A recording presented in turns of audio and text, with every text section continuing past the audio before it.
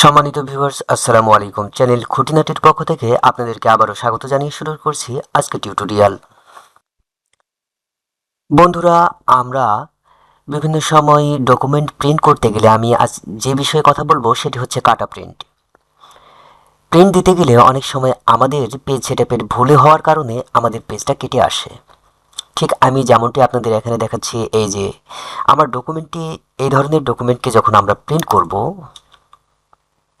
আমরা যখন এই ধরনের ডকুমেন্টকে আমরা প্রিন্ট করি বন্ধুরা, তখন আমি নিচে একটু দেখাই, যখন আমরা এই ধরনের ফাইলকে প্রিন্ট করি, তো প্রিন্টে এটাকে ইনপুট, এটাকে প্রিন্ট দিলে আমাদের আউটপুটে এভাবে আসে।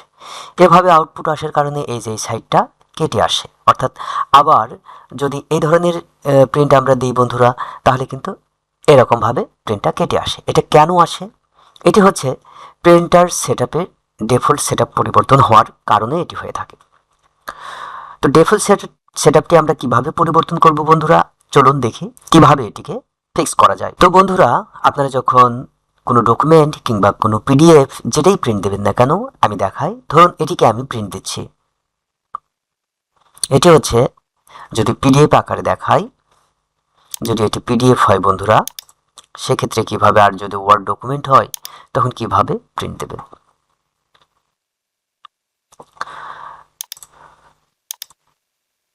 ধরুন এটি হচ্ছে আমার সেই ওয়ার্ড ডকুমেন্ট, যেটিকে প্রিন্ট দিতে গেলে আউটপুটে আমার এরকম আসছে, নিচে কেটে আসছে। তো এটিকে প্রিন্ট দেওয়ার জন্য আমাকে কিভাবে প্রিন্ট দিতে হবে? তো প্রথমে কন্ট্রোল পি বাটনে প্রেস করব বন্ধুরা। কন্ট্রোল পি বাটনে প্রেস করা মাত্র আমাদের সামনে প্রিন্টিং উইন্ডোজটি ওপেন হবে। প্রিন্টিং উইন্ডোজটি ওপেন হলে বন্ধুরা, আমরা আমাদের প্রিন্টারে চলে যাব। আমরা আমাদের যে প্রিন্টার দিয়ে প্রিন্ট দিচ্ছি, আমরা সেই প্রিন্টারটিতে সিলেক্ট করব। প্রিন্টারটি সিলেক্ট করার পর আমরা সচরাচর এখানে A4 সিলেক্ট করে থাকি। এরপরে আমরা প্রিন্ট করে থাকি। আর যার আউটপুট আসে, পেজটা কেটে আসে। আর যার আউটপুট আমরা পাই এভাবে অথবা এভাবে। তো এটি, এই যে প্রিন্টিং উইন্ডোজের মধ্যে এই যে প্রপার্টি লেখা অংশটি দেখতে পাচ্ছেন বন্ধুরা, এখানে ক্লিক করবেন।